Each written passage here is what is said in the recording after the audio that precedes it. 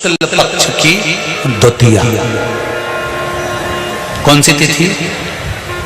अरे बोलो जम के। शुक्ल पक्ष की द्वितीया दूज, जो शुक्ल पक्ष की दूज आती है ना द्वितीया। शंकर भगवान के फोटो का दर्शन करा है आप लोगों ने? बोलो तो जम के करा है ना सबने? शंकर भगवान के चित्र का दर्शन करिए, शंकर भगवान के फोटो का दर्शन करिए, शंकर भगवान की मूर्ति का दर्शन करिए। शंकर भगवान के मस्तक पर जो चंद्रमा रखा हुआ देखते हैं आप लोग, शिव जी के मस्तक पर जो चंद्र देखते हैं, वो चंद्र कौन सी तिथि का रखा था शंकर भगवान? कभी कभी अगर आपकी समाज में प्रश्न मंच होता है ना, तो उसमें प्रश्न पूछना चाहिए कि शंकर भगवान के मस्तक पर जो चंद्रमा रखा है वो कौन सी तिथि का रखा है? एकम, दूसरी, चतुर्थी, पंचमी, छठ, सप्तमी, अष्टमी, नौमी, दसवीं, 11, 12 पूछ लेना चाहिए कि कौन सी तिथि का चंद्रमा भगवान शंकर के मस्तक पर रखा है। तो हमारा शास्त्र कहता है, स्कंद पुराण कहती है, पद्म पुराण कहती है, अग्नि पुराण कहती है, लिंग पुराण कहती है, नर्मदा पुराण कहती है, नारद पुराण कहती है, और कूर्म पुराण और विष्णु पुराण वर्णन करती है कि शिव जी के मस्तक पर जो चंद्र रखा है वो शुक्ल पक्ष की द्वितीया का रखा है।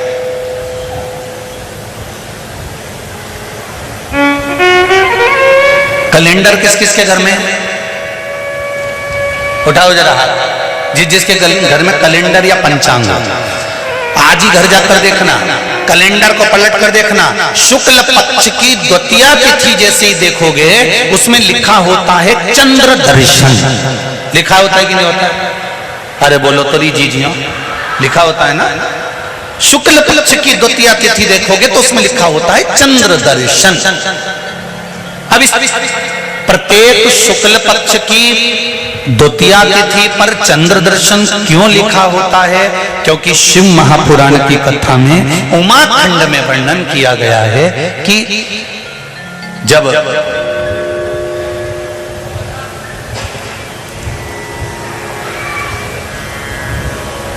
चंद्रदेव को दक्ष प्रजापति का श्राप लग गया, चंद्र तुम मेरी एक पुत्री के प्रति स्नेह रखते हो और बाकी की पुत्रियों की ओर तुम देखते तक नहीं, बाकी की पुत्रियों की ओर तुम देखते तक नहीं। चंद्र, हे चंद्र, मैं तुम्हें श्राप देता हूं कि तुम्हें काया का रोग हो जाए, तुम्हारी काया गलना प्रारंभ हो जाए और तुम्हें तुम्हारे इस रोग से कभी मुक्ति नहीं मिलेगी। चंद्र दुखी हो गए।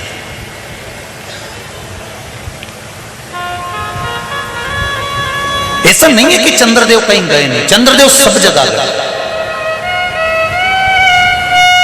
भगवान विष्णु के पास भी गए, भगवान ब्रह्मा जी के पास भी गए, इंद्रदेव के पास भी गए। सब जगह घूमने के बाद भी चंद्रदेव को जब सुख का भान नहीं हुआ तब देवऋषि नारद के पास पहुंचे। जब जीवन में बहुत दुख आकर खड़ा हो जाए और उस दुख का कहीं निवारण न मिले तो कोई सतगुरु की शरण चले जाओ।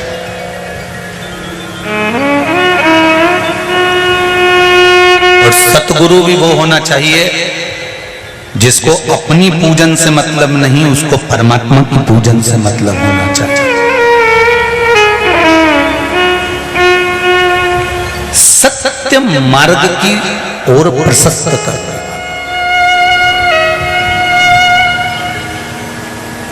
सतमार्ग की ओर अग्रण्य ले जाने वाला, सतमार्ग की ओर प्रशस्त करने वाला, सतमार्ग की ओर आगे बढ़ाने वाला सतगुरु होना चाहिए।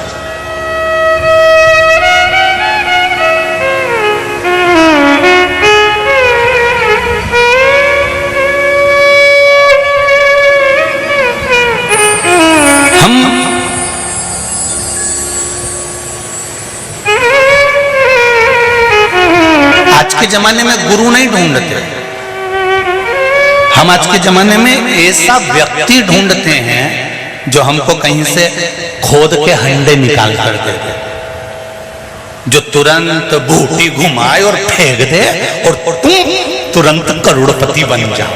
तो ऐसा कहीं का महाराज मिले तो हमको भी बता देना रिजी जी।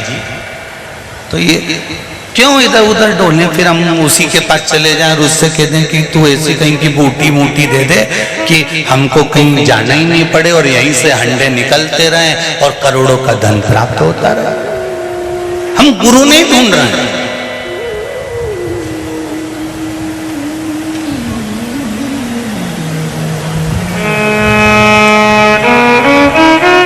हम सतगुरु की शरण जा ही नहीं पाते। और शिव महापुराण की कथा कहती है, भोला सब दुख काटो, ओ भोला सब दुख काटो, शिव शंकर जपो तेरी माला, भोले बाबा जपो तेरी माला,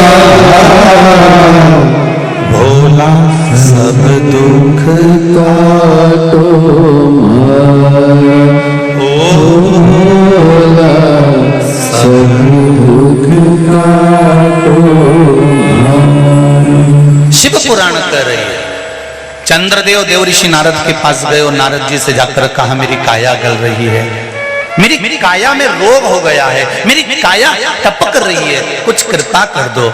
देवऋषि नारद ने कहा पार्थिव शिवलिंग का निर्माण करो और उस शिवलिंग का पूजन करो। अब देखिएगा जरा, 33 कोटि देवी देवता में कोई ऐसा देवता नहीं रहता जो शंकर भगवान के शिवलिंग का पूजन नहीं करता हो या निर्माण नहीं करता। जब राम जी महाराज लंका पर विजय करने चले तब उन्होंने रामेश्वर धाम की स्थापना करी। भगवान कृष्ण के घर में जब संतान नहीं हुई, गर्गाचार्य बाबा से कहकर उन्होंने शिवलिंग का निर्माण कर कर पूजन करी। एक एक रानी के साथ में 11-11 दिन तक मेरे भगवान कृष्ण ने पूजन करी। तो शंकर भगवान ने आशीर्वाद दे दिया कि तुम्हारी एक एक रानी से 11-11 संतान होगी। 1,77,186 भगवान कृष्ण के बच्चे हुए। ये शिव की कृपा से, ये शंकर भगवान की करुणा से, उनकी दया से।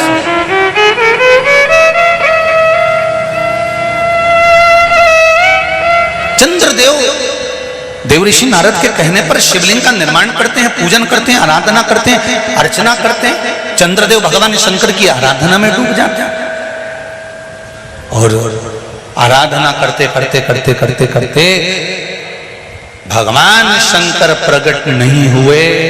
तब चंद्र और दुबले होते चले गए और दुर्बल होते चले गए।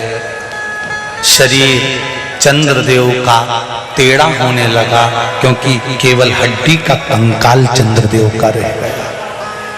मांस काया टपक टपक कर गिरती रही और चंद्रदेव की काया जब और शिथिल होती गई, एकदम दुर्बल होते चले गए। सारे पूरे महीने में चंद्र की स्थिति देखना और शुक्ल पक्ष के द्वितीया तिथि के चंद्र की स्थिति देखना। शुक्ल पक्ष का द्वितीया का जो चंद्रमा होता है वो एकदम पतला, कमजोर और वक्रीय सा होता है। किस किस ने करें दर्शन? करें आप लोगों ने दूज के चंद्रमा के? एकदम पतला, कमजोर, दुर्बल, वक्रीय सा नजर आता है। तब चंद्रदेव को देखा भगवान शंकर ने और लगा कि अब इसके प्राण रहने वाले नहीं। तब भगवान शंकर दौड़कर उस शिवलिंग में से प्रकट हो जाते हैं, चंद्र की काया ठीक कर देते हैं। तो चंद्र कहता है आप कृपा करो।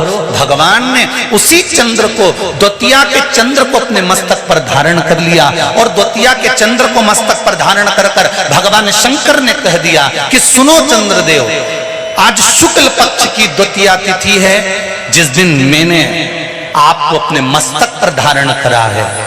जो भी शुक्ल पक्ष की द्वितीया तिथि को चंद्र का दर्शन करेगा उसकी जिंदगी में कभी रोग से वो ग्रसित नहीं होगा।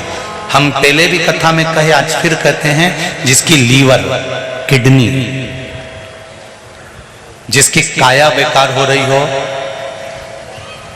चमड़ी सफेद पड़ रही हो, काले काले छट्टे पड़ रहे हो, सोराइसिस जैसी बीमारी हो गई हो, कैंसर जैसा रोग हो गया हो, बड़े से बड़ा रोग, अगर किडनी, लीवर कितना भी बेकार से बेकार हो गया, डैमेज से डैमेज हो गया, उसको शुक्ल पक्ष के द्वितीया चंद्रमा का दर्शन करना चाहिए। और शुक्ल पक्ष के द्वितीया चंद्रमा का दर्शन कर कर प्रदोष काल के समय पर, कौन सा काल? शाम के समय। प्रदोष काल मालूम है सबको? सूर्य जब डूबता है उसके 45 मिनट पहले से सूर्य डूब जाए उसके 45 मिनट बाद।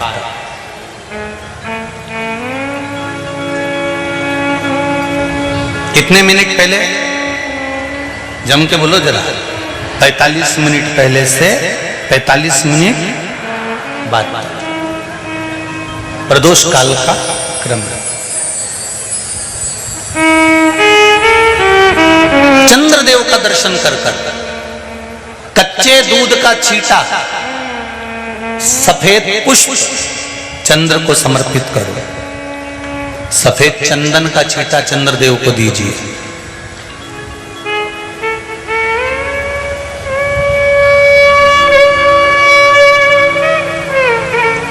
और चंद्रदेव को छींटा देने के बाद जो दूध है उसका छींटा अपने तन पर लीजिए, सफेद चंदन थोड़ा सा अपने शरीर पर लगा लीजिए। कितना भी विषम से विषम रोग हो, कितना भी किडनी, लीवर, चाहे कैंसर जैसा रोग हो, मेरा चंद्र शुक्ल पक्ष के द्वितीया के चंद्र में शंकर भगवान स्वयं विराजमान होकर अपने भक्त को रोग से मुक्त करते हैं। द्वितीया के चंद्र।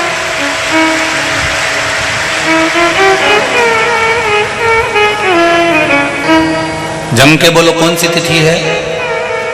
शुक्ल पक्ष के द्वितीया तिथि का चंद्र का दर्शन व्यक्ति को जीवन का सुख देता है। जिसके आंखों में तकलीफ हो, श्रवण शक्ति में तकलीफ हो, बोलने में, मुख में तकलीफ उत्पन्न होती हो, भारी से भारी रोग, शुक्ल पक्ष की द्वितीया तिथि को भगवान शंकर ने चंद्रदेव को अपने मस्तक पर धारण करा। तो शंकर भगवान ने कह दिया, सुनो चंद्रदेव, आज शुक्ल पक्ष की द्वितीया तिथि को मैंने आपको अपने मस्तक पर धारण करा है।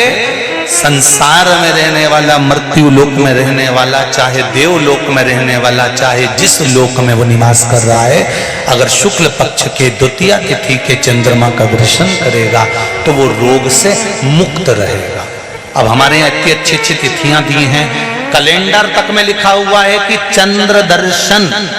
अब उसके बाद भी लोग चंद्र दर्शन नहीं करें तो फिर उनका भाग्य बेकार। पंचांग में लिखा है कि चंद्र दर्शन, बोलो सही है कि गलत है?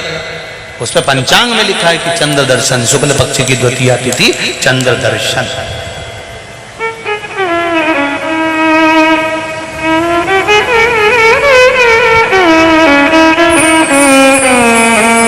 करो अर्घ, देव अर्घ।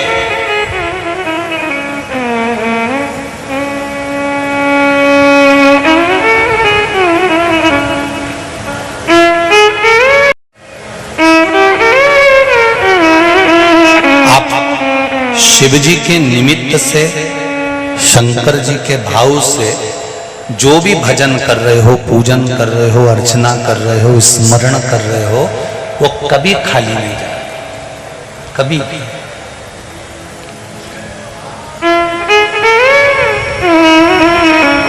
केवल आप हृदय से, कबू चूके ना तेरा काम रे, भजले गौरापति को कबऊ चूके ना तेरा नाम रे, भजले गौरापति को। और इस हृदय में आपके भजन की भक्ति का बल बढ़े।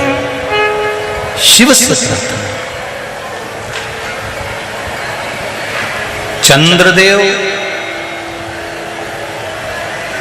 काया के रोग से मुक्त हुए। कौन सी तिथि है? शुक्ल पक्ष की द्वितीय, जिस दिन काया से रोग से मुक्ति मिली।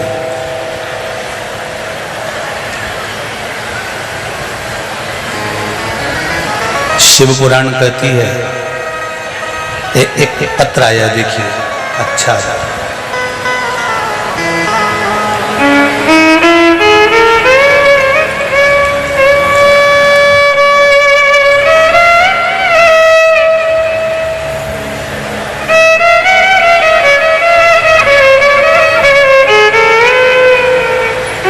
देव किशोर रावत भाटा कोटा से आए हैं, राजस्थान से। कहीं बैठे हैं? आप ही लोग हैं? हर दोनों हाथ हिला दो एक बार। हर हर महादेव। हम लोग राजस्थान से आए हुए हैं गुरुजी। राजस्थान से यहाँ कोई तकलीफ तो नहीं है ना? अच्छे। वैसे तो मैं लक्ष्य संस्थान को और खेड़ापति सरकार समिति को और आदरणीय जीतू पटवारी जी, भरत पटवारी जी और इनकी पूरी टीम को धन्यवाद देता हूं कि बाहर से जितने भी लोग यहाँ कथा सुनने आए हैं उनको पंडाल में नहीं रुकने दे रहा है, उनके लिए अलग अलग गार्डनों में व्यवस्था करी है, वहीं उनके लिए भोजन की व्यवस्था करी है। और बहुत बहुत धन्यवाद दूंगा जीतू जी पटवारी आपको और आपकी पूरी संस्थाओं को कि सबको गार्डन से लाने और ले जाने के लिए निशुल्क बस की व्यवस्था भी करी है, जो लोग बाहर से कथा सुनने के लिए। बहुत बहुत साधुवाद, बहुत बहुत धन्यवाद। ये शिव कृपा और भगवान ऐसा ही भाव आपके हृदय में सदा बनाकर रखे। संपूर्ण जीव कल्याण के लिए आप ऐसे ही लगे रहे। हम लोग राजस्थान से कथा सुनने के लिए आए हैं। पूरा परिवार शिवपुराण की कथा आस्था चैनल पर जनवरी 2020 से लगातार देख रहा था। गुरुजी, जब से हमने शिव महापुराण की कथा सुनी प्रारंभ किया, तब से घर में संपूर्ण खुशियां आ गई। हम टीवी की आवाज खूब तेज करके शिवपुराण कथा सुनते हैं गुरुजी, पड़ोसी भी उसका आनंद लेते हैं। बहुत बहुत धन्यवाद पड़ोसियों को। यहाँ के भी पड़ोसी कम नहीं है। कल बता रहे थे कोई कि यहाँ से जितनी भी दुकानें हैं बाहर की ओर, हम तो इधर गए नहीं, पर दुकानों पर भी टीवियों की आवाज तेज कर कर लोग कथा सुन रहे थे। तो उनकी दुकानों में कम से कम 15-15 लोग बैठकर कथा सुन रहे थे। जय हो आप लोगों को, बहुत बहुत धन्यवाद जी। विशेष बात यह है गुरुजी, मेरे बेटे ने अगस्त 2021 में परमाणु बिजली घर में एक इंटरव्यू दिया था। लैपटॉप पर वह भी काम करते करते कथा सुन लेता। हमने जुलाई 2021 में जो आपने पार्थिव शिवलिंग बनवाया था उसका अभिषेक किया था। और अभिषेक कर कर हमने उस दिन मन में विचार करा था कि बाबा टीवी के माध्यम से सुना है। गुरुजी कहते हैं कि श्रावण महीने की शिवरात्रि के दिन जो पार्थिव शिवलिंग का निर्माण कर कर दिल से जो मांगता है उसको आप देते हैं। हमारे बेटे की जॉब सरकारी इसी कंपनी में लग जाए। और गुरुजी, हम बाबा को इसलिए धोख लगाने आए हैं कि मेरे बेटे को परमाणु बिजली घर में सरकारी नौकरी डिप्टी मैनेजर की नौकरी प्राप्त हो गई है, इसलिए बाबा को धन्यवाद। बैठो विराजमान। हर हर महादेव। श्री शिवाय शिव कृपा ऐसे 7 बजे कल शाम को जब पार्थिव शिवलिंग का निर्माण होगा, उस समय पर आप पहले से शिवलिंग बनाकर रखें। ब्राह्मण सफेद मिट्टी का, क्षत्रिय जम के बोलो लाल मिट्टी का, वैश्य पीली मिट्टी का, शूद्र काली मिट्टी का। और अगर कोई मिट्टी ना मिले, तुम्हारे गमले में जो मिट्टी है उसको निकाल लेना। इतनी सी मिट्टी का शिवलिंग अपने घर में शाम को 7 बजे संपूर्ण विश्व के लोग अपने अपने घरों में बैठकर बना पूजन करें, आराधना करें। शाम को 7 बजे आपके जो ब्राह्मण देवता हैं जिनसे आपके परिचय हैं वो आ सकते हैं, तो उनको बुलाएं, उनसे पूजन कराएं। ऑनलाइन कथा में पूजन, ऑनलाइन शाम को 7 बजे पूजन होगी। मान लो लाइट चली गई हो, पानी गिर रहा हो, नेटवर्क भी नहीं मिल रहा हो, तो जैसी तुमको आए वैसी वैसी बाबा को दिल से रिझाना। ये मत सोचना कि कौन बताएगा, महादेव स्वयं करेगा और स्वयं कराएगा। और जिस समय पर आप गेहूं के दाने चढ़ाएं, जिस समय पर आप 108 चावल के दाने चढ़ाएं, जिस समय पर 7 बेलपत्र चढ़ाएं, काली मिर्च चढ़ाएं, उस समय पर दिल से बाबा को कह कर चढ़ाना कि बाबा मेरी ये कामना है। बहुत सुना है कि श्रावण की शिवरात्रि का फल मिलता जरूर है, बाबा आप सुनना जरूर। भोला सब दुख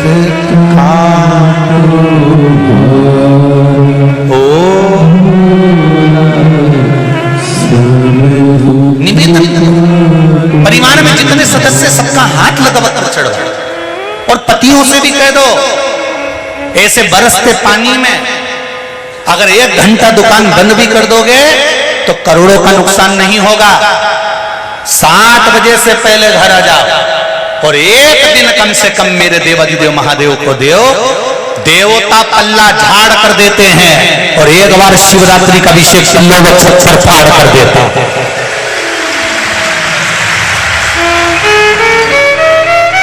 उनको भी कहो, ये मौका नहीं मिलेगा।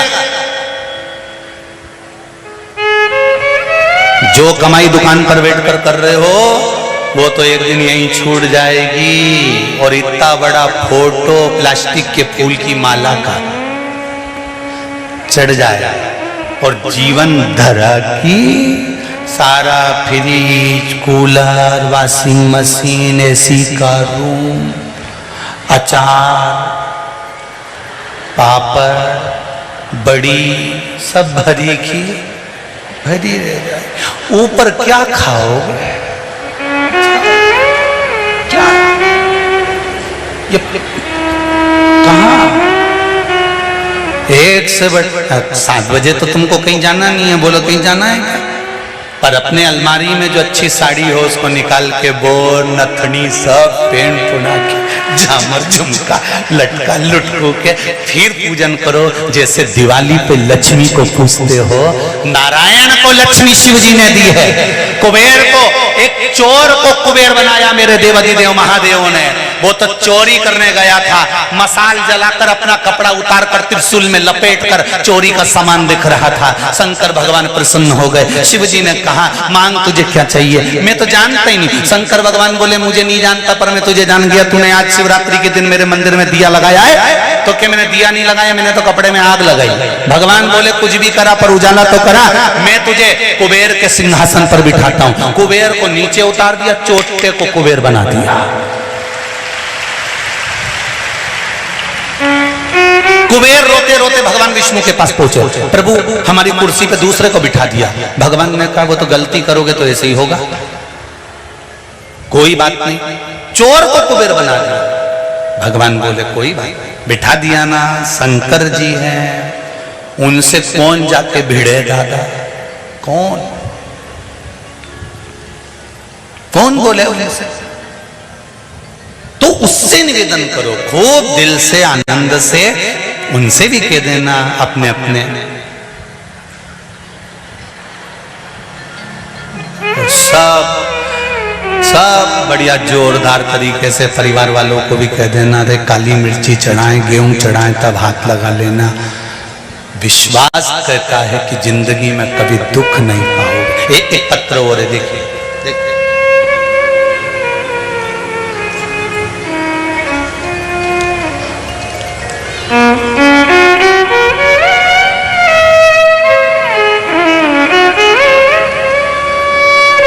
आरुषि राठौर, निवास नीमच से। कहीं बैठी हैं आरुषि?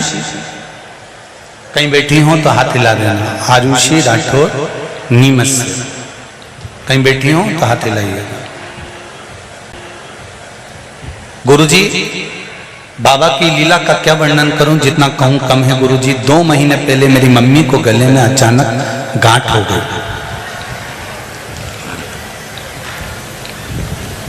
गठान हुई, लगा कहीं कैंसर की तो नहीं है। हमने इलाज कराने से पहले सोचा कि पहले हम दुनिया के पहले डॉक्टर के पास चलें। देवाधिदेव महादेव से हमने विनती करी। मम्मी रोज मंदिर जाकर बेलपत्र लाने लगी, खाने लगी, जल पीते।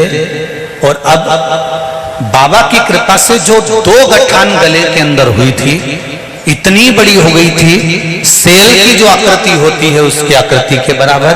बाबा की कृपा से शिव जी पे चढ़ा हुआ जल और बेलपत्र का सेवन करने से दोनों गठान गल चुकी है, गठान नहीं है। ये शिव है। एक पत्र और है, देखो, शिव शंकर।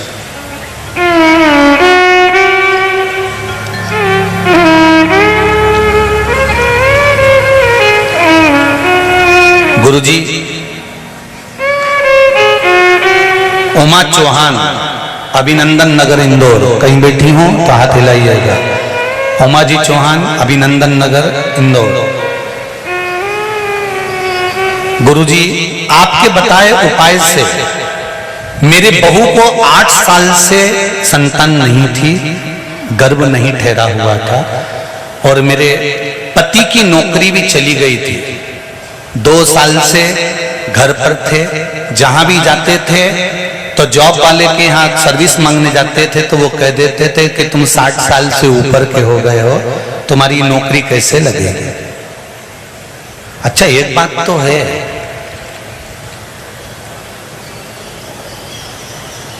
नौकरी जब मांगने जाऊं ना तो सारे चीजें देखते हैं। बोलो, देखते कि नहीं देखते? कितनी पढ़ाई करी, कैसी बॉडी है, कैसी लैंग्वेज है, कैसे बोलते हो, कैसे चालते हो। पर शंकर भगवान तुमको नौकरी दिलाता है तो ये डोकरा उनको भी दिला देता है रे।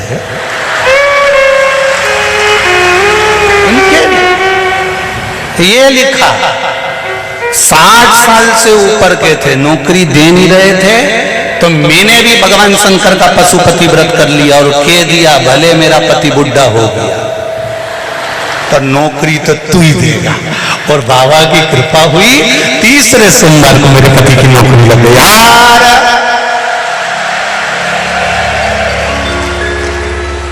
आप बोल देना बुढ़ा तुम्हारा काका जी, मैं कही नौकरी लग गई। मेरी बहू के घर भी संतान हो गई, गर्भ ठहर गया है। ये शिव कृपा है। तेरी कृपा बिना न हिले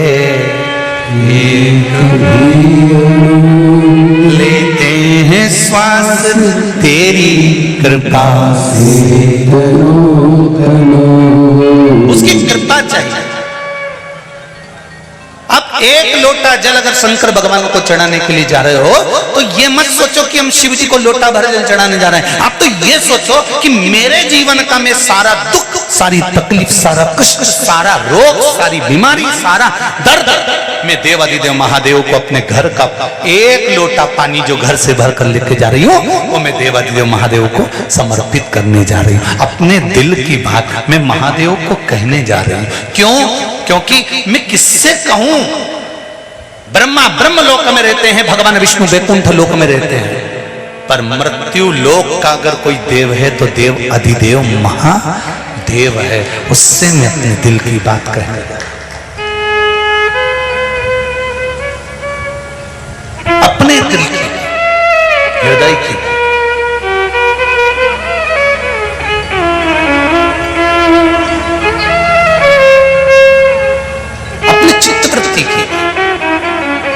चंद्रदेव की काया का रोग ठीक कर दिया। माया, झूठ, प्रपंच, छल, बेईमानी, कपट, ऐसा कोई संसार में नहीं जन्मा जिसके भीतर नहीं, कोई नहीं जन्मा ऐसा। भगवान जब मनुष्य को घड़ता है तो उसके अंदर छल, कपट, बेईमानी सब कुछ भरकर भेजता है। बस भगवान कहता है कि इसको अंदर रहने दो, प्रकट मत होने दो। मैंने दिया है, मैंने भेजा है, पर इसको प्रकट मत होने दो। कूलर है तुम्हारे यहां? अरे बोलो तो जमके है। कूलर को चलाने के लिए करंट की जरूरत पड़े कि नहीं पड़े? अरे बोलो तो पड़े।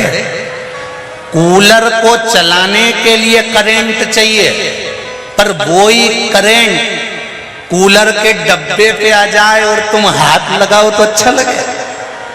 अरे बोलो तो जमके नहीं लगे। नहीं, करंट कूलर को चलाएगा तो अच्छा लगेगा, पर वो करंट कूलर की बॉडी पर आ जाएगा तो अच्छा नहीं लगे। उसी तरह झूठ, प्रपंच, छल, कपट, बेईमानी, ये सब कुछ अंदर भगवान ने भरकर भेजा है। वो रे मना नहीं है, पर बॉडी पर मत आने देना, क्योंकि किसी को भी झटका लग जाएगा। करंट रहे, कूलर चले।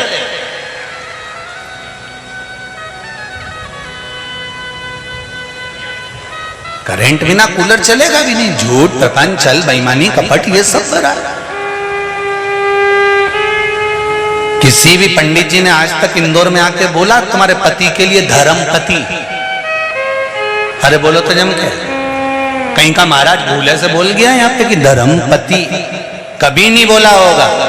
जितने महाराज प्रवचन देने इंदौर की पावन धरा पर मां अहिल्या की भूमि पर आए होंगे, उन्होंने एक बात जरूर कहा होगा, धर्मपत्नी।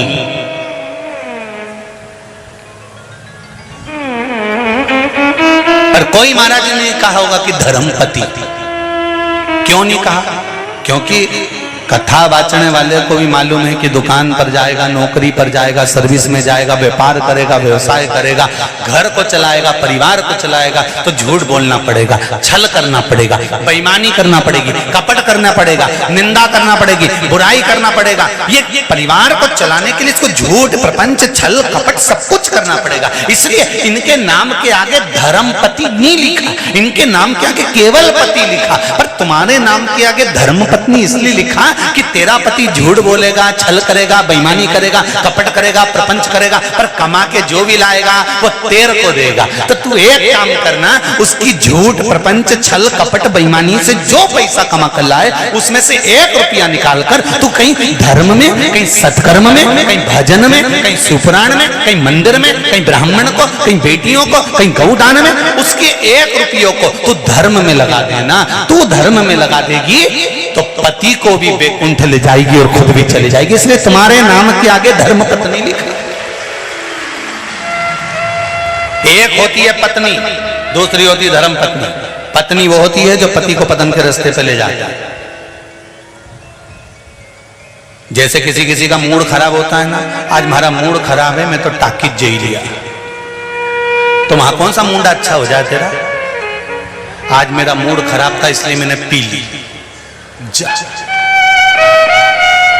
तो मूड खराब था तो पीने की क्या जरूरत थी? मूड खराब था तो सियोर वाला महाराज के पकड़ लेता।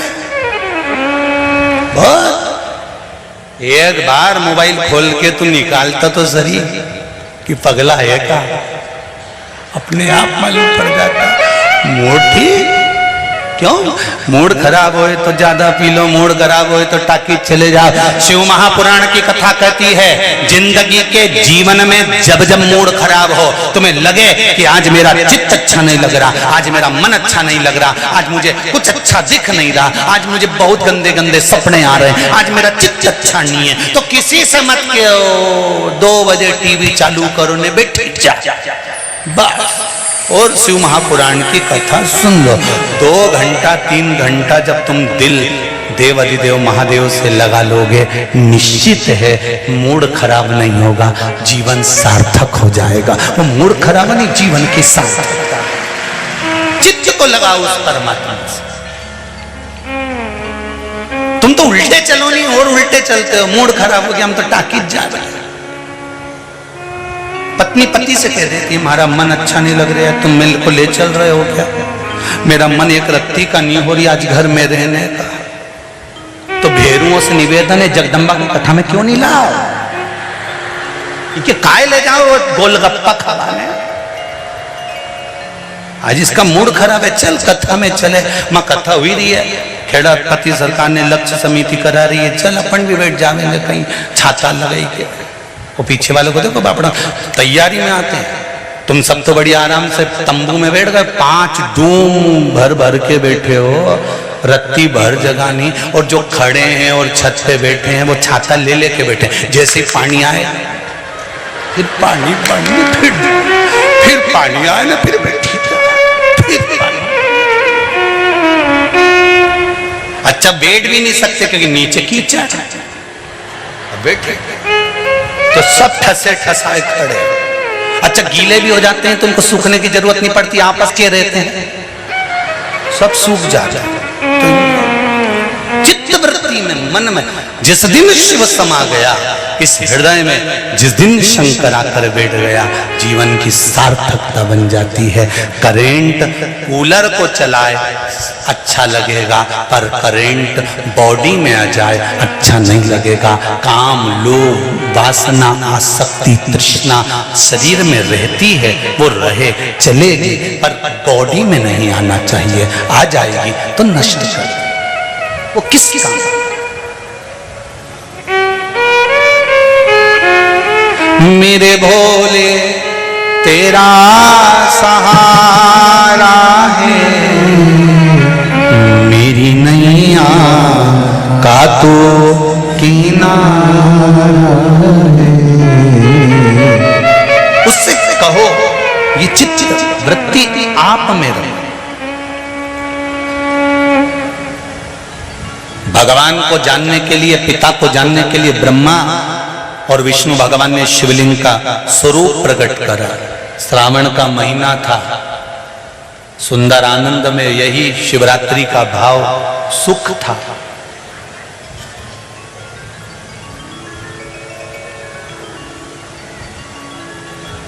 बारह महीने शिवरात्रि आती है, 12 महीने।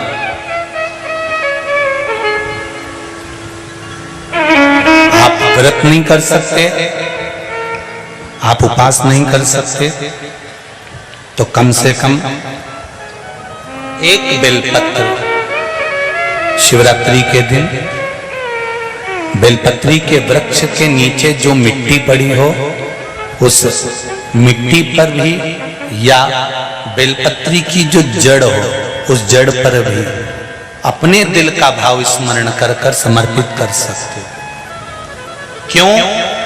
स्कंद पुराण में कहा गया है कि बेलपत्री के वृक्ष के नीचे शिवरात्रि के दिन 33 कोटि देवी देवता भगवान शंकर की आराधना करने आते हैं। जैसे श्रावण के महीने में पार्वती और मां गंगा, ये दोनों शिव की आराधना करने के लिए आते हैं।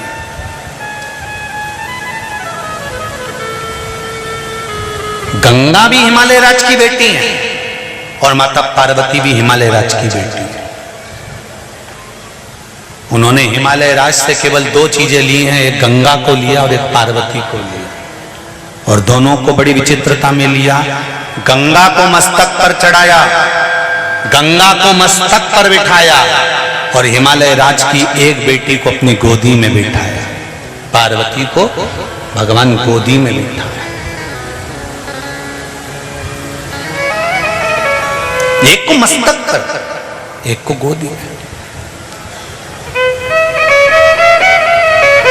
एक घर की नारी का सम्मान कैसे होता है, ये शंकर जी की कथा वर्णन करती है। आप में से कितने लोग हैं जो शंकर जी के मंदिर जाते हैं? जरा हाथ उठाओ। सभी जाते हो? शिव मंदिर में जाकर देखना, शंकर भगवान नीचे होंगे, पार्वती जी ऊंची होंगी। बोलो सही है कि गलत है? शिव जमीन पर बैठे हैं, फर्श फर्श पर बैठे हैं, शिवलिंग नीचे रखा है और पार्वती जी का स्थान या तो दीवार पर ऊंचा। चलो कहीं मत जाओ, उज्जैन महाकाल को देख लो, काशी में देख लो, सोमनाथ में देख लो, मल्लिकार्जुन में देख लो, त्र्यंबकेश्वर में देख लो, भीमाशंकर में देख लो, नागेश्वर में जाकर देख लीजिए, बैद्यनाथ जी में जाकर देख लीजिए, परली में जाकर देख लीजिए,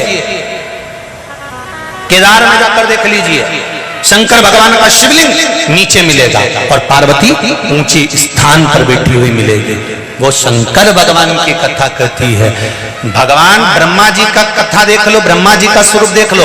ब्रह्मा जी ने ब्रह्माणी को पास में बिठाया है, भगवान विष्णु ने लक्ष्मी जी को चरणों में बिठाया है, इंद्र ने इंद्राणी को पास में बिठाया है, सारे देवताओं ने अपनी अपनी धर्म पत्नी को पास में बिठाया, पर केवल देवाधिदेव महादेव कैसे हैं जिन्होंने अपनी धर्म पत्नी को ऊंचे स्थान पर बिठाया कि नारी का आदर करोगे तो जिंदगी में तुम भी आगे बढ़ते चलेगा। नारी का सम्मान करना सीखो। शंकर भगवान की कथा कहती है हम भले अर्धांगिनी हैं पर उसका सम्मान, उसका आदर, उसका सत्कार होना चाहिए।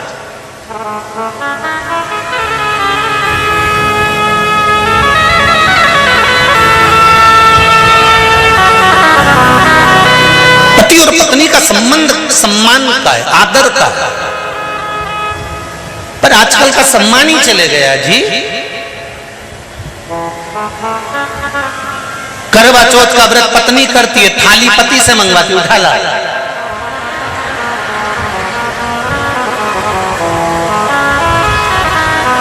तो पति बेचारा अपने काम में लग जाए तो चलनी में मुंडा देखती देखती बोल सीधे खड़े रहो, अच्छे से कह रही है।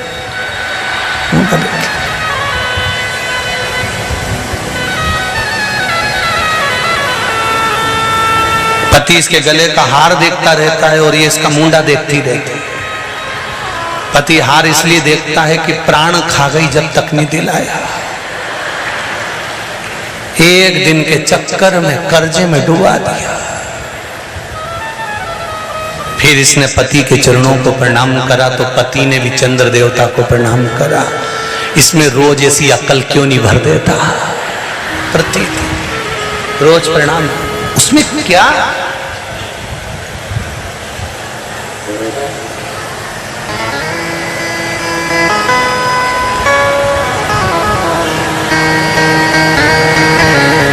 आदर, सम्मान, सत्कार होना चाहिए।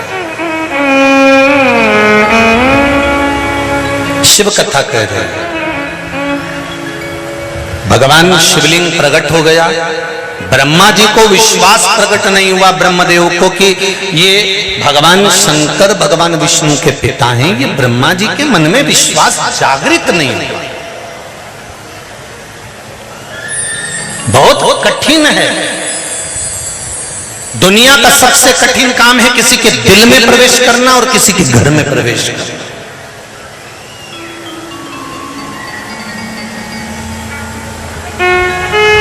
बहुत कठिन। किसी बहू को 20-20 साल हो जाते हैं तो भी सास के दिल में प्रवेश नहीं कर पाते। कई सास बहू को 40-40 साल हो जाए तो सास बहू के दिल में प्रवेश नहीं कर पाती।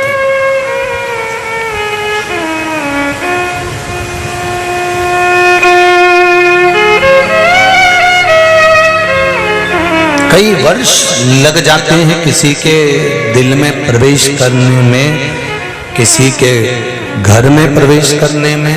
और कई संबंध ऐसे होते हैं छोरा छोरी आपस में दिल में प्रवेश कर भी जाएं तो 2 साल में तलाक भी हो जाता। साधारण नहीं है रखना।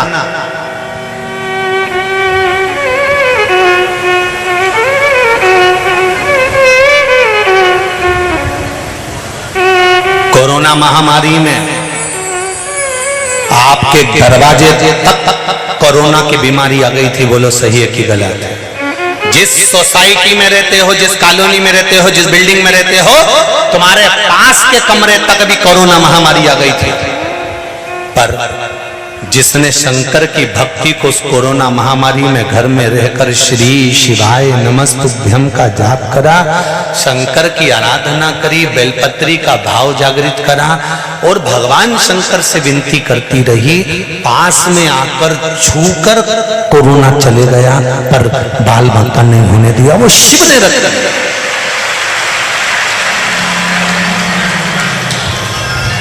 वो शंकर ने रखा, करा। ऐसा नहीं कि कहीं सेवा नहीं हुई कोरोना महामारी में भी लोगों ने। वैसे भी मैं कहूंगा पूरी दुनिया के लोगों को देख लेना और एक बार इंदौर के लोगों को देख लेना, इंदौर जैसी सेवा पूरी दुनिया में कहीं नहीं मिल सकती, पूरी दुनिया में कहीं नहीं मिल सकती। हम पूना भी गए, हम दिल्ली भी गए, सब दूर कथा करे हैं। कोई कथा करते करते अभी कथा चालू करी, 1999 को पहली कथा करी थी, जब से कथा का क्रम चल रहा।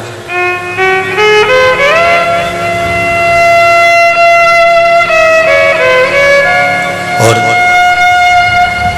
कोई ऐसा जगह नहीं बची जहां नहीं करी। तुम्हारा इंदौर में भी घनी करी, छोटा छोटा घर में भी करी, ऐसा नहीं। और इंदौर तो हमारा गुरु घर भी है। यहाँ हमारे लाल हॉस्पिटल के पास गोवर्धननाथ मंदिर में परम पूज्य 1008 श्री विठलेश राय काका जी महाराज हमारे गुरु, अब तो देवलोक हैं, पर उनकी जगह पर परम पूज्य श्री देवकी नंदन महाराज श्री विराजमान हुए, वो भी देवलोक हैं। अब उनके सुपुत्र श्री दिव्येश बाबा वहां विराजते हैं। ये तो हमारा इंदौर तो गुरु घर है। यहाँ जितने भी मिलते हैं सब गुरु ही मिलते हैं, या कोई कम है? सब सिखाना। और इंदौर वालों को तो सबसे ज्यादा खुशी होना चाहिए कि पूरे इंदौर में किसी देवता के मंदिर इतने ज्यादा नहीं जितने देवाधिदेव महादेव के मंदिर पूरे इंदौर में बने। पूरे इंदौर में छाट कर जाओ, बॉर्डर टू बॉर्डर घूम कर जाओ, शंकर जी हर जगह मिलेगा। इंदौर की रक्षा करने के लिए मां अहिल्या देवी ने भी शंकर को अपने हाथ में ले लिया था, शिव को अपने हाथ में लिया था।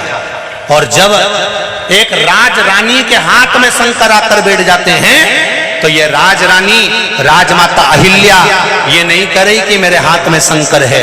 राजमाता पूरे इंदौर वासियों को प्रेरणा देकर गई है कि मेरी दुख की घड़ी में मैंने शंकर का हाथ में ले लिया था, तुम्हारे दुख की घड़ी में भी तुम महादेव का साथ लेकर चलना, दुख नहीं है।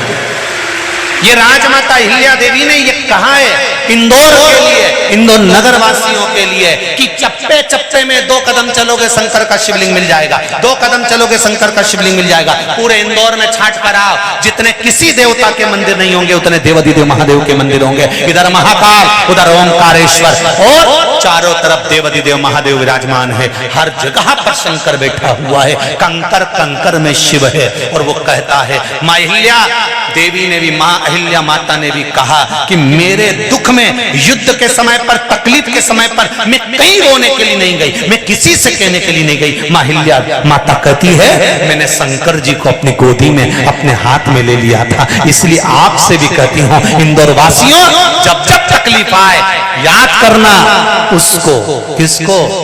देवाधिदेव महादेव को। वो साधारण नहीं, असाधारण नहीं है वो।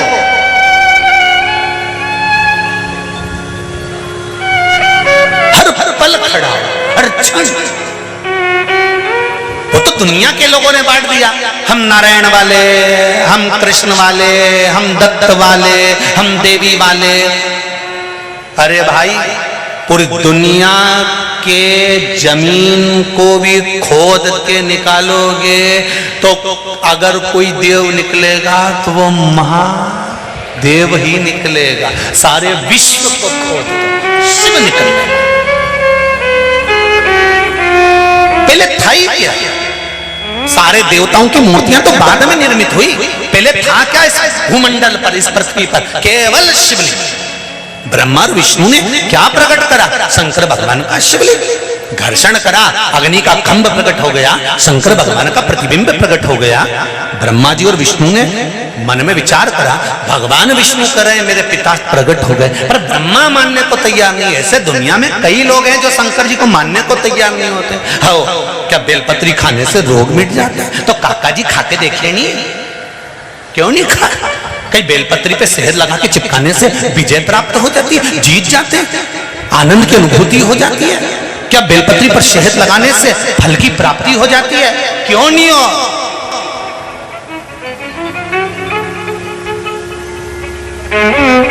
क्यों? एक ने लिखा है कहीं की जीती, उसने भी पत्र लिखा,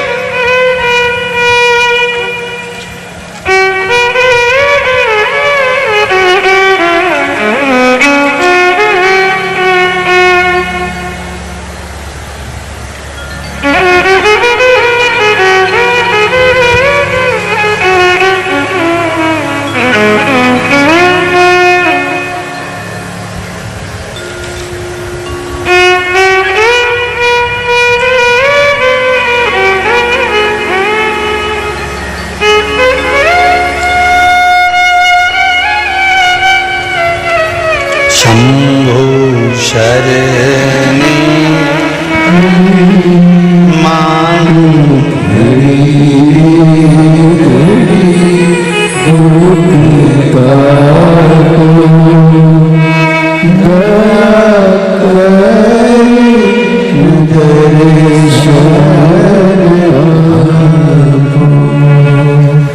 दया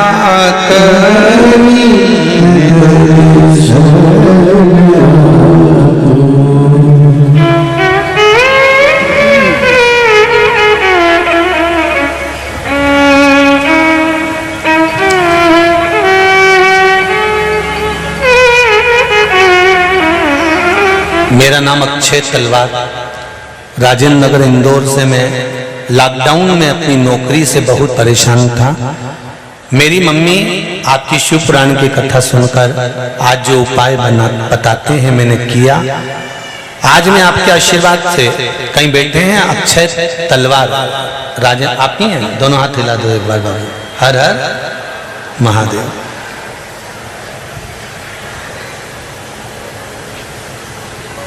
आप तो पास में बैठे हो, माइक दो जरा, माइक पहुंचाओ, तो नजदीक में है तो माइक पहुंचा दो।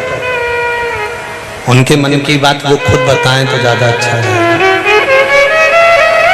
देव जल्दी से। क्या होता है, ज्यादा दूर वालों को माइक दो ना तो पहुंचते पहुंचते टाइम हो जाता है। आदि तो जीजियां सोचती हमारे लिए भेजा।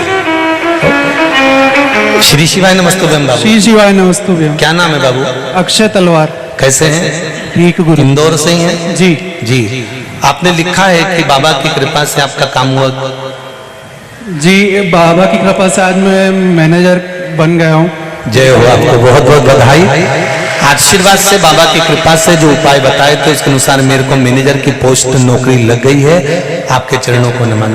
आनंद। श्री शिवाय नमस्तुभ्यम। हर हर महादेव। विराज। हर हर महादेव।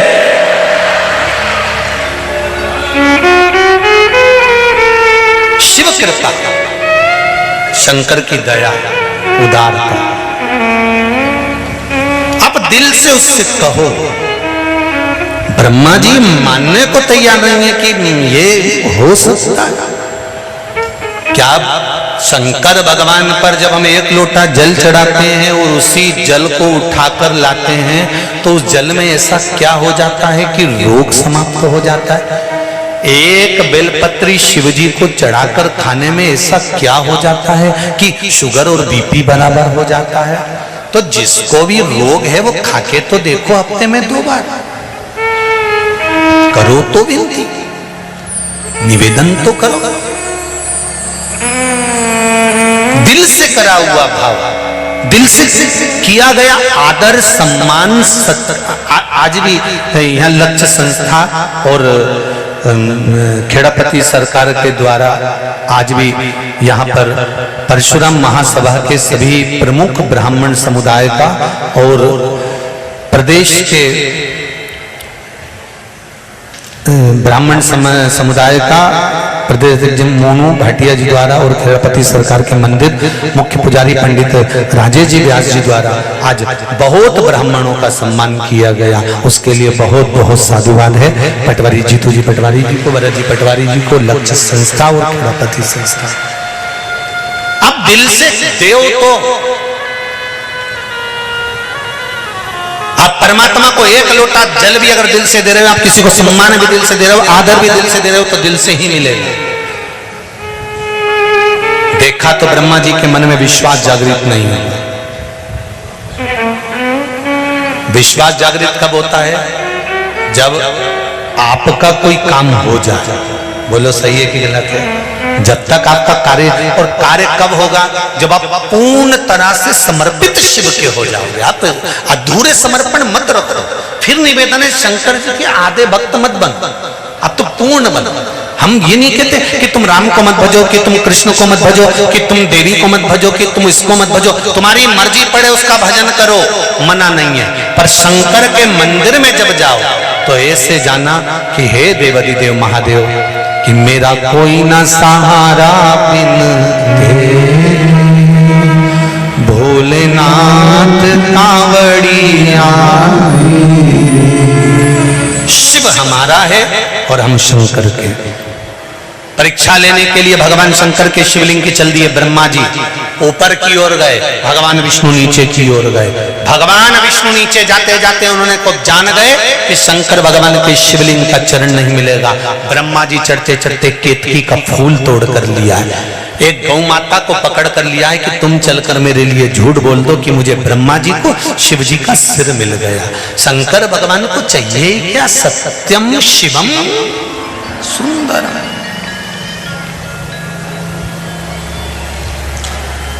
शिव को चाहिए क्या? जब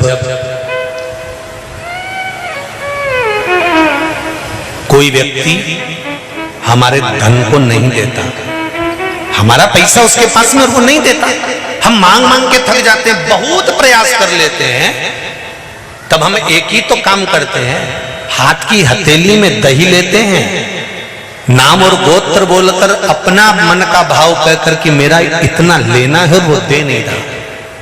हाथ की हथेली में दही लेकर शंकर भगवान के शिवलिंग पर रखकर केवल एक बेलपत्र ही तो चढ़ाना रहती है।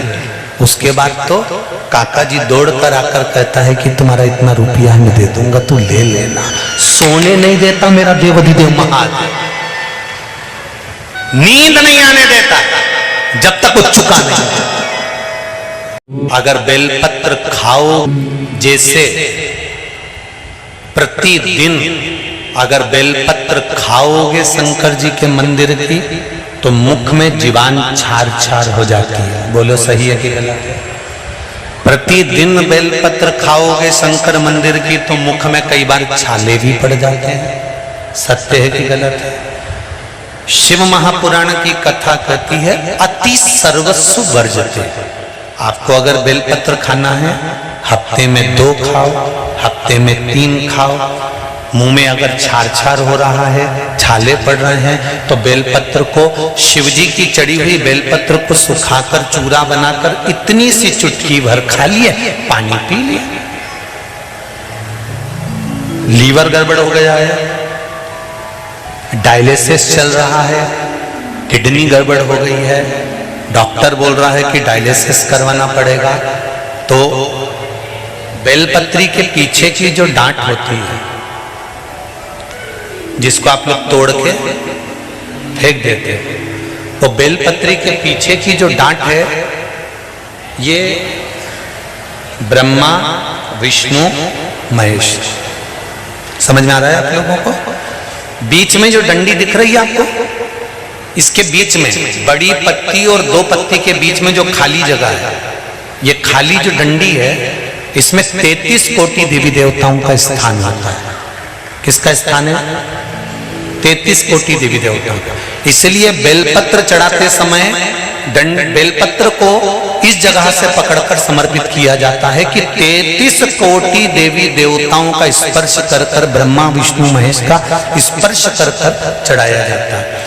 बेलपत्री के नीचे की जो डंडी होती है, ये 2 पत्ती से लेकर नीचे का जो भाग होता है, ये स्कंद पुराण कहती है, इसमें 64 योगनियां और मेरी माता पार्वती का संपूर्ण जितनी शक्तियां हैं, वो सारी शक्तियां इस डंडी के अंदर विराजमान होती हैं।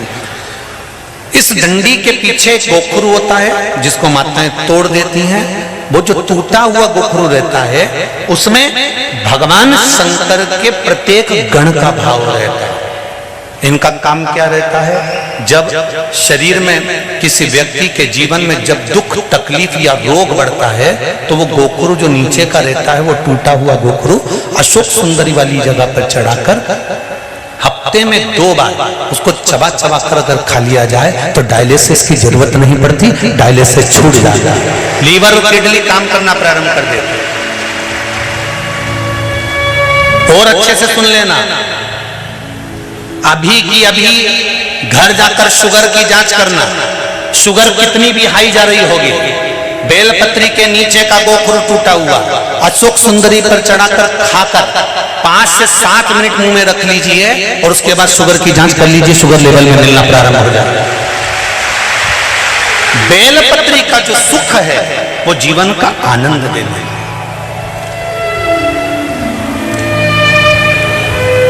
देवराज ब्राह्मण की माता के पुण्य, देवराज नाम के ब्राह्मण की माता का 1 लोटा जल चढ़ाया हुआ कहां काम आया? जब देवराज के शरीर में ताप पड़ा, देवराज बीमार पड़ गया, शंकर जी के मंदिर में चोरी का सामान लेकर बैठ गया। चोरी के सामान को लेकर शिव मंदिर में देवराज बैठ तो गया, चोरी के सामान को लेकर देवराज बैठ गया।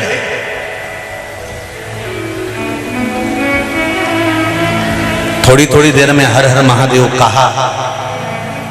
देवराज को गुस्सा आया, मेरे शरीर में तपन हो रही है, मेरा सिर दर्द हो रहा है, मेरे शरीर में कष्ट हो रहा है, और ये हर हर महादेव कहने में लगा हुआ है। हम कई बार कहते हैं, जितने लोग आस्था चैनल पर कथा सुन रहे हैं, जितने लोग फेसबुक यूट्यूब पर कथा सुन रहे हैं, उनसे निवेदन है, अपनी टीवी का वॉल्यूम तेज कर कर सुना करो। कहा गुरुजी उससे क्या होगा?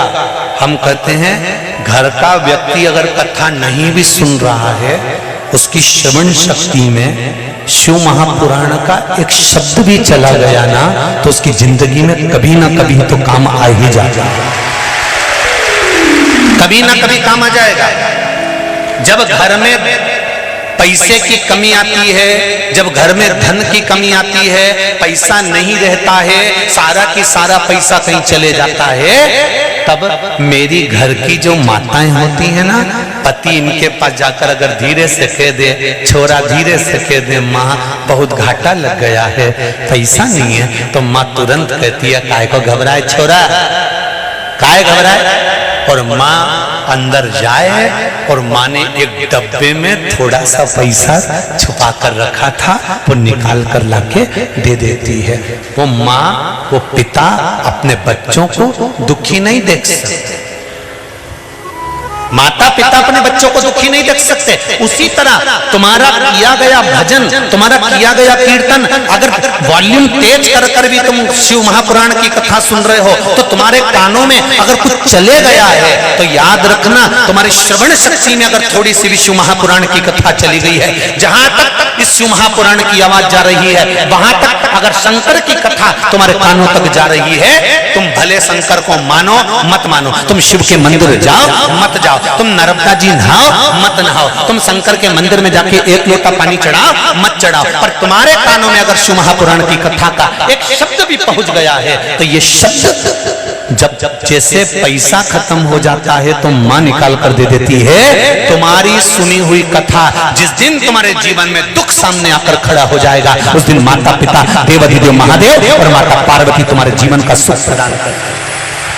तुमने श्रवण करा ना करा, तुमने लिया ना लिया, तुमने ग्रहण करा ना करा,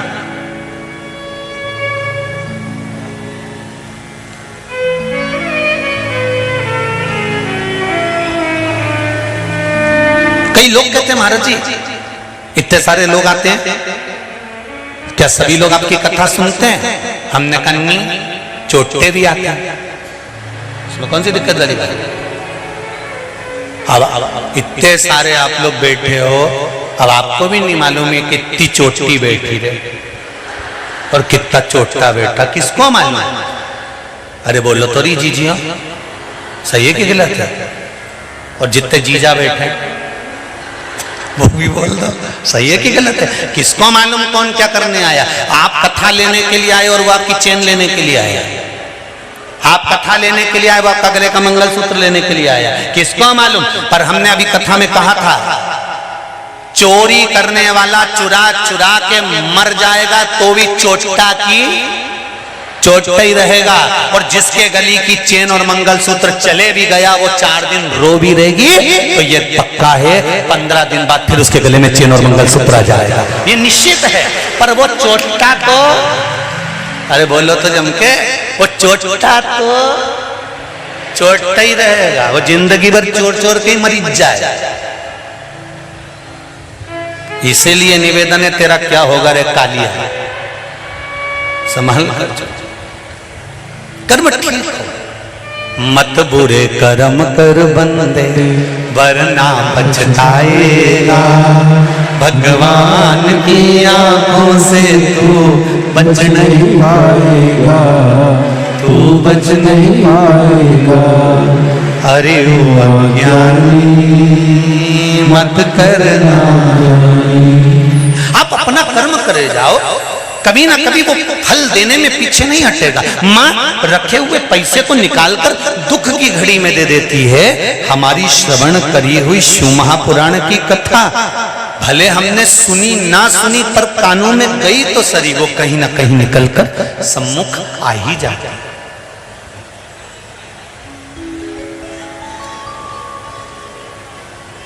देवराज बाहर निकला मंदिर से, प्राण छूट रहे, उसको नहीं मालूम कि बेलपत्री के पेड़ के नीचे मेरे प्राण छूट रहे। सनातन धर्म में, सनातन धर्म के अंदर एक एक व्यक्ति को मालूम होगा कि जब मुर्दे को लेकर जाते हैं, राम नाम सत्य कहते कहते कहते कहते मुर्दे को जब लेकर जाते हैं तो एक जगह मुर्दे को उतारना पड़ता है। बोलो सही है कि गलत है? एक जगह पे मुर्दे को नीचे उतारना पड़ता है, और वहां उतारने के बाद थोड़ी देर बैठ जाते हैं, उसको कहते हैं विश्राम स्थल। मुर्दे को जहां रखा जाता है, अर्थी को जहां रखा जाता है,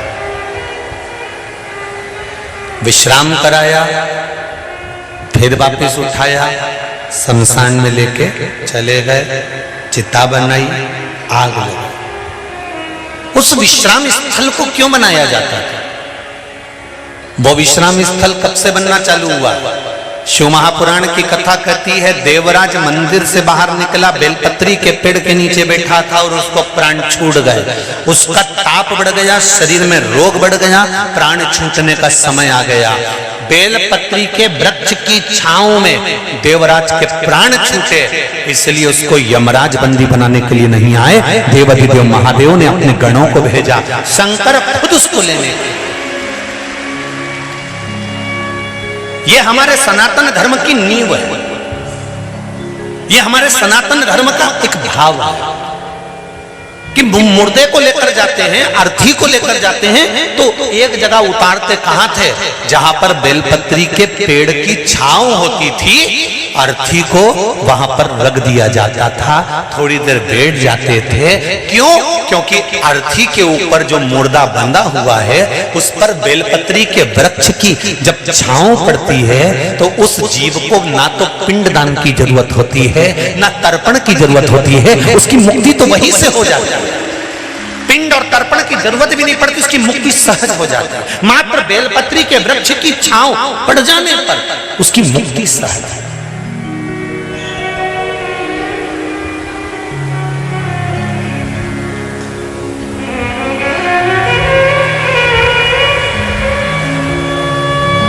गर्ग संहिता वर्णन करती है, एक कर्मकांडी ब्राह्मण पूजन कराने वाला ब्राह्मण जजमान से जब बेलपत्र शंकर जी पे चढ़वाता है और बोल कर चढ़वाता है कि एक बेलपत्र शिव को चढ़ाओ, एक और बेलपत्र शंकर भगवान को चढ़ाओ, ब्राह्मण जितनी बार मुंह से बोलता है कि बेलपत्र शिव को चढ़ाओ, जजमान जो शंकर भगवान पर बेलपत्र चढ़ाता है उस बेलपत्र का आधा अंश तो ब्राह्मण के घर पर पहुंच जाता है शिव की कृपा से। मात्र बोल देने पर कि बेलपत्र चढ़ाइए, बेलपत्र समर्पित करिए, भगवान शंकर को बेलपत्र चढ़ाइए, भगवान शिव को बेलपत्र चढ़ाइए।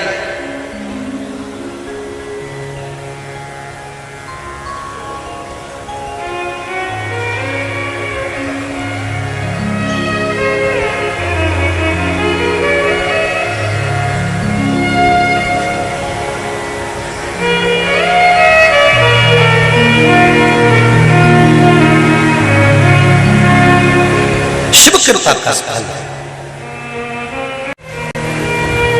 अब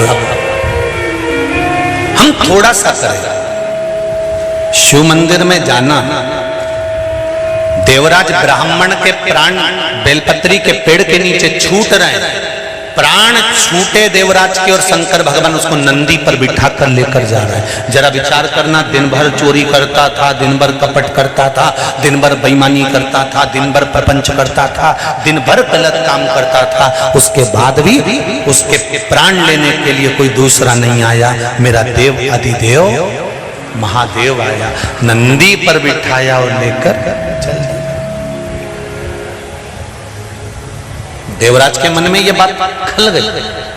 देवराज ने पूछ लिया, मैं पापी हूं, मैंने चोरी करी है, मैंने लोगों का धन चुराया, उनकी आंख में आंसू आए, मेरे कारण किसी का दिल दुखा है, मेरे कारण किसी का हृदय दुखा है।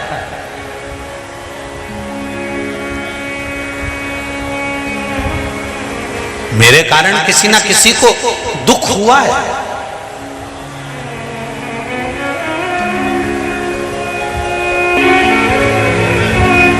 मेरे कारण किसी ना किसी को तकलीफ हुई है।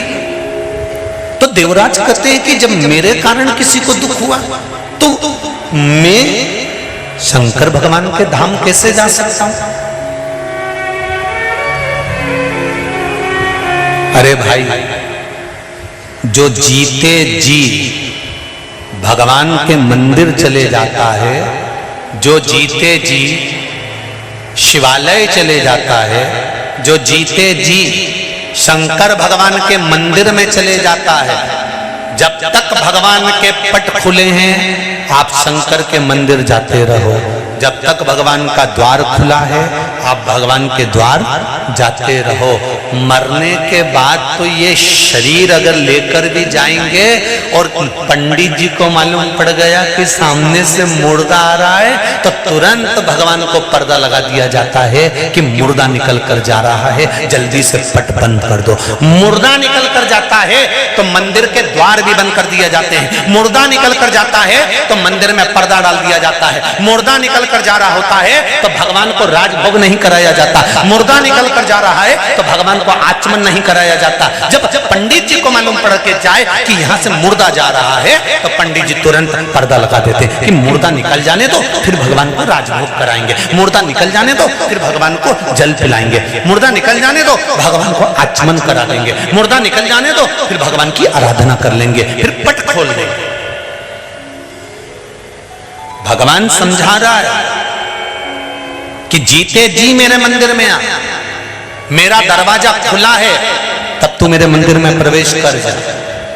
अगर पृथ्वी पर रहकर मेरा दरवाजा खुला हुआ है और तू मेरे मंदिर में नहीं आ सकता तो तेरे मरने के बाद जब तू बैकुंठ में जाएगा और दरवाजा बजाएगा, दरवाजा खोलो, मैंने पृथ्वी पे जाके खूब पुण्य करा, मैं पृथ्वी पर जन्म लिया था, मैं तो खुद इंदौर में ही रहता था। तो भगवान भी कहेगा इंदौर में रहता था तो कथा सुनने गया सावन का महीना में? नहीं गया। क्यों नहीं गया? पानी तेज एरिया था। अच्छा, तो भगवान ने कहा मैंने शरीर मिट्टी का बनाया था कि पानी की बूंद डले और तू गलीज जाए? नहीं, तो फिर क्यों नहीं गया? भुट्टा का भजिया बना के खा लिया।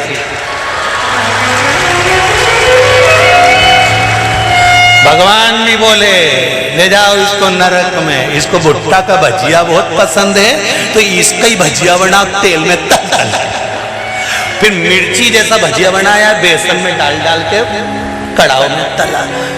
2 क्षण निकालकर भगवान की कथा में नहीं गया, 2 क्षण निकालकर भगवान के मंदिर नहीं गया। सारी दुनिया के लोग एक लोटा पानी चढ़ाने शंकर के मंदिर जाते रहे, ये दुकान पर बैठा बैठा हंसता रहा, इनको ढोंग समझता रहा, प्रपंच समझता रहा, इनको देख देख कर हंसता रहा। अरे ये तो सब पागल हो गए रे सियोर वाला के चक्कर में, वो तो पगला मिला और इनको भी पगली बना दिया। बता, इसके ऊपर हंसता रहा, इनको ढोंग समझता रहा, प्रपंच समझता रहा। जब देखो जब कमेंट्स पर कमेंट्स करता रहा, जब देखो जब आड़ा टेढ़ा बोलता रहा, तो शंकर भगवान भी बोले कि इसको भी ले जाके कहीं नरक में पटक दो। तो नंदी ने जाकर शंकर भगवान से कहा कि वो दुकान पे बैठकर कमेंट्स करता था, दुकान पर बैठकर अपशब्द बोलता था, जो भी जल चढ़ाने जाए उसको आड़ा टेढ़ा बोलता था, उसको नरक पटका जा रहा है। शंकर भगवान तुरंत बैकुंठ में जाते हैं, भगवान विष्णु से कहते हैं इसको नरक क्यों पटक रहे हो? तो कहा दुकान पे बैठकर आड़ी टेढ़ी बात बोलता था, कोई जल चढ़ाने जाए तो उसको गालियां दे, कोई जरा सा पूजन करे तो उसको अपशब्द बोले, तो इसको नरक क्यों पटक रहे हो? इसको नरक मत पटको, क्योंकि जब वो जल चढ़ाने जा रही थी उसके जल के लोटे पर इसकी दृष्टि पड़ गई थी, तो इसकी तरफ से भी जल चढ़ गया था। इस पापी का भी उद्धार उसने कर दिया।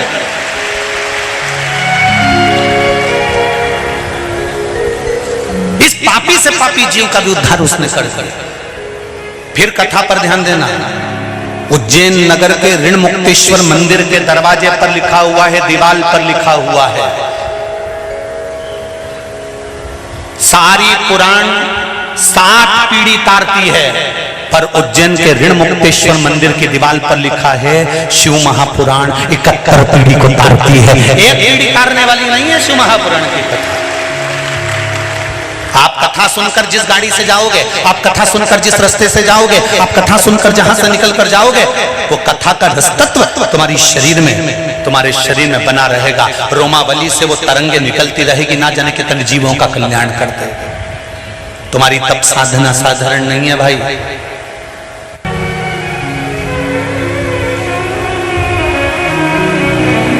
मेरे भोले तेरा सहारा है, मेरी नैया का तो किनारा है, मेरी नैया का तो किनारा है। महाराज शिव कथा कह रही है। देवराज कहता है मैंने तो पाप पर पाप करा है और आप मुझे कैलाश धाम ले जा रहे हो? ऐसा कौन सा पुण्य मैंने करा? कौन सा पुण्य करा?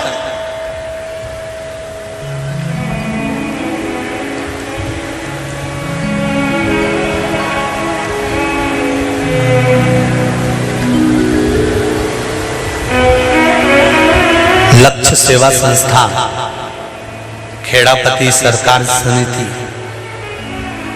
कथा को करवा रही है, तो हमने तो संजय कामले जी को भी बोला था और भरत जी को भी बोला था कि कथा के पंडाल में अगर एक एक कार्यकर्ता, अभी तक इन्होंने जो भी कार्य करा होगा वो कहीं कहीं करा होगा, पर इस शिव महापुराण के पंडाल में, इस शिव महापुराण की कथा में अगर एक छोटा कार्यकर्ता भी कार्य कर रहा है, वो तारीख लिख ले कि मैंने शंकर के चरणों में 7 दिन सेवा दी है, उसका अंदाजा लगा कर रखना कि 3 महीने में मेरा महादेव उनको क्या क्या दे सकता है। ये लिख कर रखना।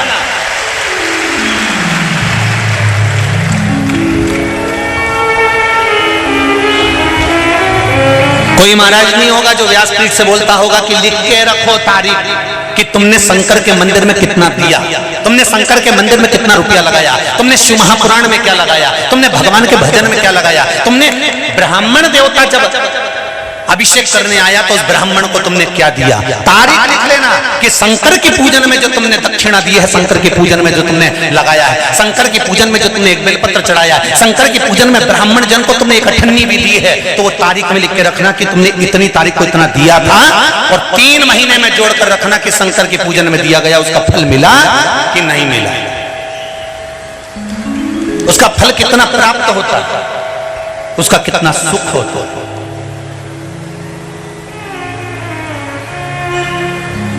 पिछली बार सावन की शिवरात्रि पर अभिषेक करवाया था, जिन जिन के यहाँ कराया था वो आज भी जानते हैं कि बाबा ने 1 वर्ष में हमको कहाँ थे और कहाँ लाकर बिठा दिया। ये शिव की कृपा है। जिसने अभिषेक करा था वो अपने दिल पर हाथ रखकर बोले कि बाबा ने कहां से कहां लाकर बिठा दिया। इतना महंगाई का समय आया फिर भी बाबा ने डिगने नहीं दिया। महंगाई अपनी जगह बढ़ती रही और व्यापार बाबा अपने आप बढ़ाता चले गया, उसने कमी नहीं आने दी। और अब में रहते हैं पर मेरा देव अधिदेव महादेव, मेरा कंकर और शंकर इसी पृथ्वी पर रहता है। भगवान विष्णु भी जब उलझते हैं तो शिव के पास आकर कहते हैं, भगवान नारायण की तो शादी नहीं हो रही थी दादा, भगवान विष्णु का विवाह नहीं हो रहा था। क्यों नहीं हो रहा था? क्योंकि इनको श्राप लगा था, इनको श्राप लगा था। भगवान विष्णु को क्या श्राप लगा था कि नारायण दधीची ऋषि की धर्म पत्नी सुवार्च ने श्राप दिया था, भगवान विष्णु मैं गर्भ से हूं और मेरे पति को तुमने मार दिया, मैं तुम्हें श्राप देती हूं कि तुम्हारे घर में कभी वंश नहीं बढ़ेगा, संतान नहीं होगी। तो कोई कन्या भगवान विष्णु से विवाह कैसे करे, क्योंकि संतान ही नहीं होगी, वंश ही नहीं बढ़ेगा। क्या करा जाए? विष्णु पुराण में लिखा है, क्या करा जाए?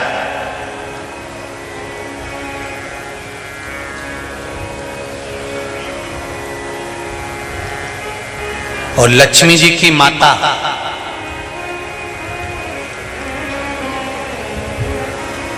लक्ष्मी जी को भगवान शंकर से ब्याहना चाहती थी, पर लक्ष्मी जी शंकर भगवान से विनती कर दी कि मैं भगवान नारायण को स्नेह करती हूं। शिव जी ने माता लक्ष्मी की मां ख्याति देवी को कहा,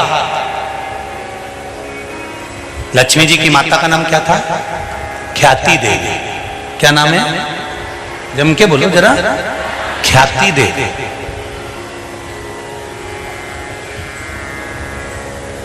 ख्याति देवी। ख्याति देवी से कहा कि ख्याति आप लक्ष्मी जी का विवाह भगवान विष्णु के साथ कर दो। शिव जी का कहना माना, विवाह भगवान विष्णु के साथ में कर दिया। भगवान विष्णु और लक्ष्मी का विवाह हो गया।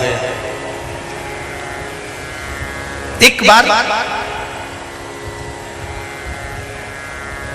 भगवान विष्णु ने लक्ष्मी को शब्द कह दिया कि तुम पूर्ण लक्ष्मी नहीं, लक्ष्मी तो अपूर्ण है।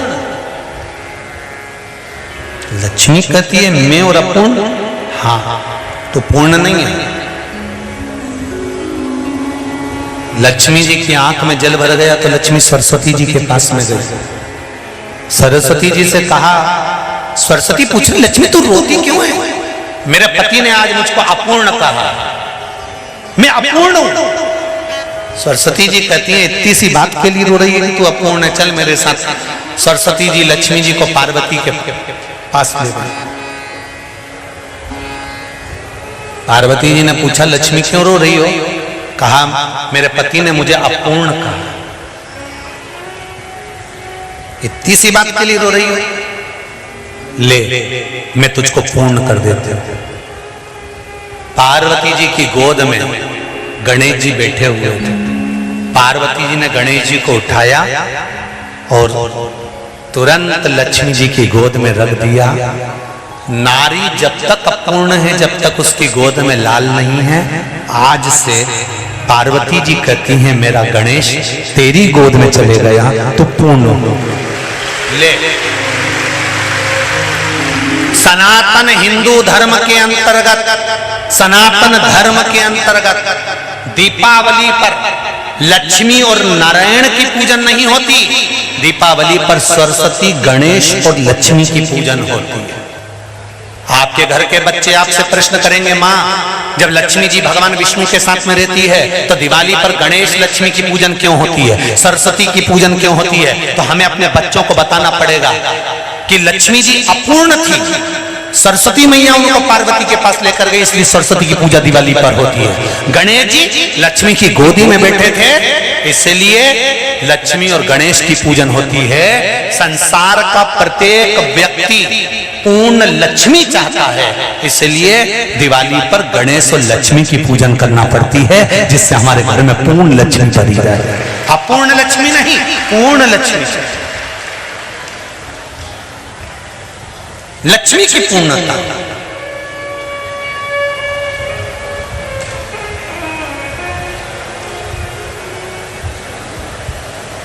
कई लोग भगवान विष्णु के मंदिर में जाते हैं, भगवान के मंदिर में जाते हैं, कई लोगों को तो मांगना भी नहीं आता, भगवान नारायण के मंदिर में जाकर हाथ जोड़कर खड़े हो जाते हैं, भगवान से डायरेक्ट कह देते हैं लक्ष्मी दे दो। भगवान को बुरा नहीं लगता होगा? पति बैठा सोफे पे, पत्नी बैठी उसके पास में, और पड़ोसी आकर के दे कमला दे दे, अरे बुरा लगेगा कि नहीं लगेगा? तो डायरेक्ट मंदिर में जाकर तुम एक ही बात कहते हो, भगवान लक्ष्मी दे दो। भगवान के कभी मुझे नहीं मांगा, जब देखो जब लक्ष्मी मांगने आती है, जब देखो जब लक्ष्मी को मांगने आती है। जरा सोचो तो सही, मांगने से पहले भगवान के मंदिर में जाकर हमें डायरेक्ट नहीं कहना कि लक्ष्मी दे दो, भगवान के मंदिर में जाकर कहना हे नारायण, हे प्रभु, हे मेरे भगवान, हमारी माँ माता लक्ष्मी घर से रुष्ट होकर चली गई है, मेरे घर से मेरी माँ चली गई है, नारायण मेरी माता को घर में लेकर आइए ना। तब भगवान कहेगा जाओ लक्ष्मी इसके घर में जाओ। तुम डायरेक्ट जाकर कहते हो लक्ष्मी दे दो। हमारा संबोधन भी तो देखा जाए।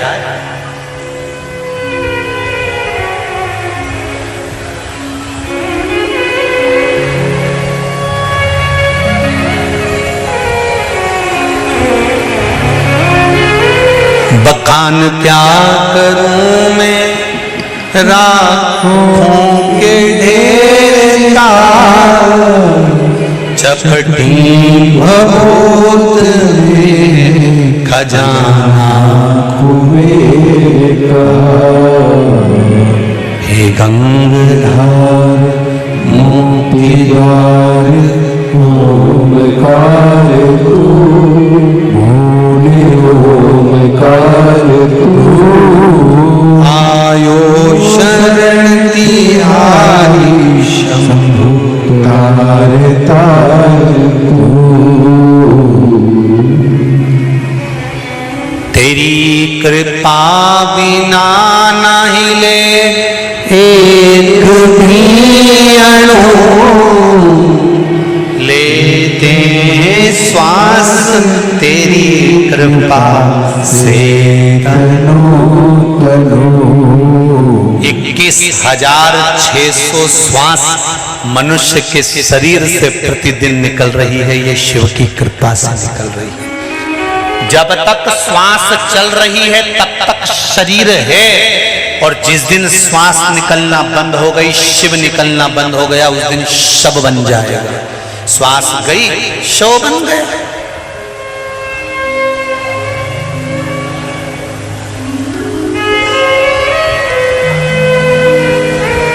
ये शिव की कृपा से।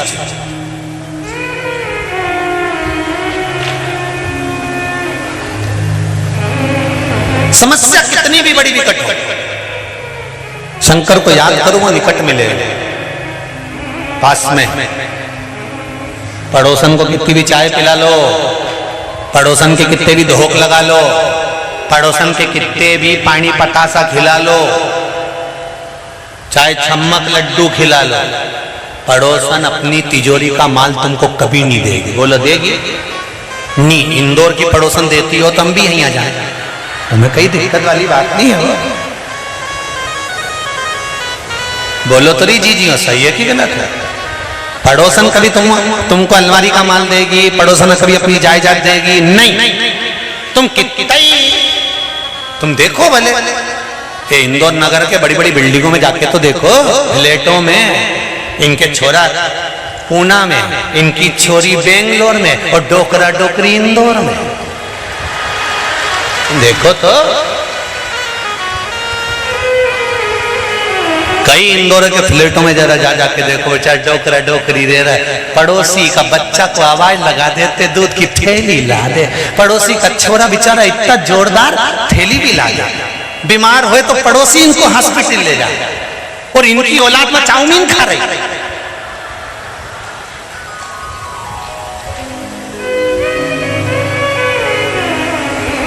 पड़ोसी के छोरे से कहेगी तो हॉस्पिटल ले जाए, पड़ोसी का छोरा इनको दूध की थैली ला दे, पड़ोसी का छोरा इनके मेहमान को छोड़िया, पड़ोसी का छोरा इनका सारा काम कर दे। तो हमारा निवेदन है, तुम्हारा छोरा पूना में, बेटी बेंगलोर में, तुम दोनों की प्रॉपर्टी कई काम की, जब पड़ोसी का छोरा सब काम करे तो लिख दे, दे दी। इतना कह दो नहीं कि पड़ोसी के छोरे को दे दे, फिर तो तबेला हो जाए मुंडा भगोना, मरती मर जाऊंगी पर जायदाद तो मारा नाती के, मारा पोता की दूंगी, और काम बेचारे पड़ोसी के छोरा से करवा। कभी एक सोना की अंगूठी तक नहीं दिया पड़ोसी की छोरा, और वक्त पड़ा तो हॉस्पिटल में लेके वो भागा।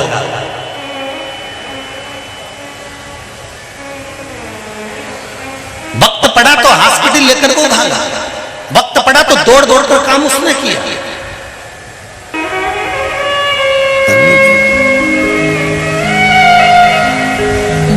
अरे वावारी दुनिया, मतलब की दुनिया, किसी का कोई नहीं, संसार में कोई किसी का नहीं, बस मतलब का जमाना है, मतलब की दुनिया है, पूछे से तो हो।